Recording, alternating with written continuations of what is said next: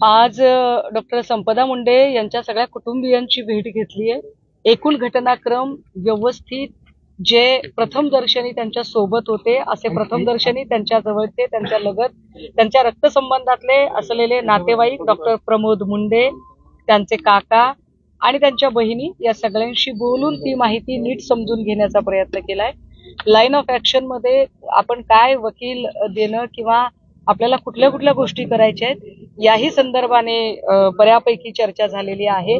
तपासाच्या निमित्ताने आणि शवविच्छेदन अहवालामध्ये कोणत्या गोष्टींची उणीव होती यावर डॉक्टर प्रमोद मुंडेने काही प्रश्न उपस्थित केलेले आहेत।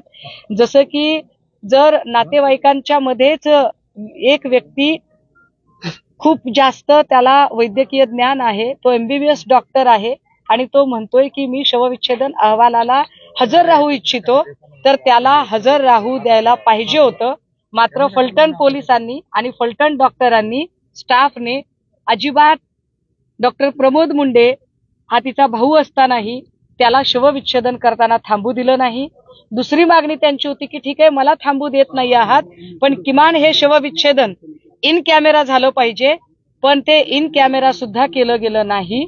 मी 2 दिवसापूर्वीच्या पत्रकार परिषदेमध्ये ऊसतोड कामगारांवर ज्या केसेस केलेल्या आहेत त्याच्या FIR आणि त्याचे टायमिंग सांगितले होते, जसे की 3:13 FIR, 3:15 FIR, 3:17 FIR, याचा अर्थ 2-2 मिनिटाला एक FIR झालेली मी आपल्याला दाखवली। मात्र संपदा मुंडेच्या संबंधाने जी FIR नोंदवण्यासाठी तिथं वेळ लागला तो अक्षरशः 8 तास एक FIR नोंदवायला वेळ लागतो, म्हणजे जाणीवपूर्वक जेणेकरून त्यांना पुरावे नष्ट करायला पुरेसा वेळ मिळेल अशा पद्धतीने अतिशय संशयास्पद रीतीने ह्या सगळ्या गोष्टी केल्या गेल्या, जे अत्यंत वाईट आहे। या सगळ्यांच्या संदर्भाने राज्याचे उपमुख्यमंत्री अजित पवार यांनी आता डॉक्टर प्रमोद मुंडे आणि त्यांचे संपदाचे आई वडील यांच्याशी दूरध्वनीवरून संवाद साधला आणि त्यांना आम्ही आमची मागणी सांगितली। आम्ही उपमुख्यमंत्र्यांना सांगितलेलं आहे की आम्हाला उच्च न्यायालयाची उच्चस्तरीय चौकशी समिती हवी आहे आणि त्यावर त्यांनी सहमती दर्शवत होय मी आपल्या मताशी सहमत आहे आणि त्यासाठी मी सुद्धा प्रयत्न करेन म्हटलं। ठीक आहे, आम्ही वाट बघू। डॉक्टर प्रमोद मुंडे याने महिला आयोगाच्या संबंधाने एक तक्रार उपमुख्यमंत्री अजित पवार यांच्याकडे थेटपणे केलेली आहे की कशा पद्धतीने महिला आयोगाने आमच्या बहिणीच्या चारित्र्यावर शिंतोडे उडवण्याचा प्रयत्न केला आणि महिला आयोगावर तात्काळ राष्ट्रवादी काँग्रेस पक्षाने कारवाई करायला हवी। यावरही त्यांनी आम्ही ती कारवाई करू असा शब्द दिलेला आहे। याच सोबत राज्याचे कुटुंब प्रमुख तथा शिवसेना उद्धव बाळासाहेब ठाकरे पक्षाचे पक्षप्रमुख सन्मान्य उद्धव साहेब यांनीही फोनद्वारे कुटुंबियांशी संवाद साधला। त्यांनी बऱ्याचशा ज्या लीगलच्या बाबी आहेत, जे कायदेशीर याच्यातले बारकावे आहेत ते समजून घेण्याचा प्रयत्न केला आणि नुसते कायदेशीर बारकावे नाही तर 2 तारखेपर्यंत आम्ही सरकारला अल्टिमेटम देत आहोत।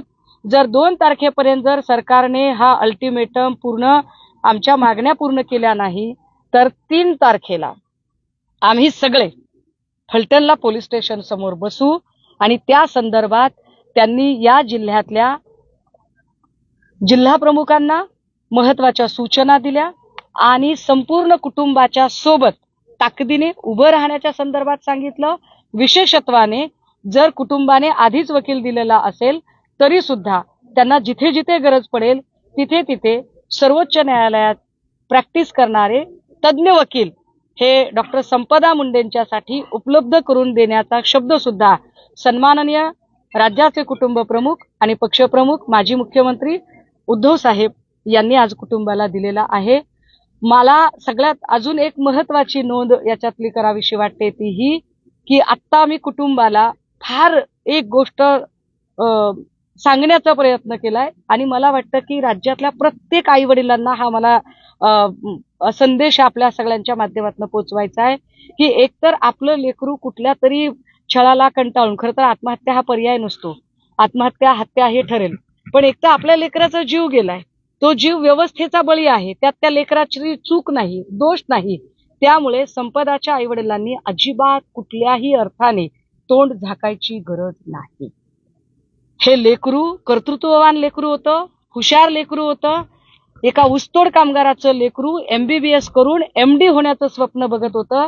अशा लेकराचा जर व्यवस्थेने बळी घेतला असेल तर लाज व्यवस्थेला वाटली पाहिजे, लाज सरकारला वाटली पाहिजे. तोंडावर फडकच बांधायचं असेल तर सरकारने आणि या व्यवस्थेने तोंडावर फडकं बांधावं. या लेकराच्या आई वडिलांनी ही गोष्ट करायची गरज नाही. उजळ माथ्याने आपल्या लेकरावर अन्याय झालाय आणि आपल्याला लढायचंय, हे आपण लढलं पाहिजे. ही गोष्ट आता मी त्यांच्याशी बोललेली आहे. महिला आयोगाच्या संदर्भात रुपाली चाकणकरांच्या संदर्भात अजितदादांनी सुद्धा नाराजी व्यक्त केली आहे. तुम्ही याकडे नाही, आम्हाला याच्यात एवढंच म्हणायचंय की नुसती नाराजी व्यक्त करणं कामाचं नाही. कारण दरवेळेला त्या अशा चुका करतात आणि दरवेळेला फक्त नाराजीच व्यक्त होते. दरवेळेला त्या चुका करतात आणि दरवेळेला फक्त समजावणीचा स्वर असतो. मागेही मला वाटते राष्ट्रवादी काँग्रेसचे सूरज चव्हाणांनी चूक केली, दादांनी कारवाई केली, पण तटकरेने पुन्हा त्याला सामावून घेतलं. आता पुन्हा जर तुम्ही तेच करणार असाल की दादांनी नाराजी व्यक्त केली पण तटकरे जर पद कायम ठेवणार असतील तर ते चालणार नाही. आयोगाची गरिमा धोक्यात आणणारी व्यक्ती आयोगावर नसावी, हीच भूमिका आता कुटुंबातल्या सगळ्या नातेवाईकांनी, आई वडिलांनी ही राष्ट्रवादी काँग्रेसचे पक्षाचे अध्यक्ष म्हणून श्री अजितदादा यांच्याकडे मांडलेली आहे.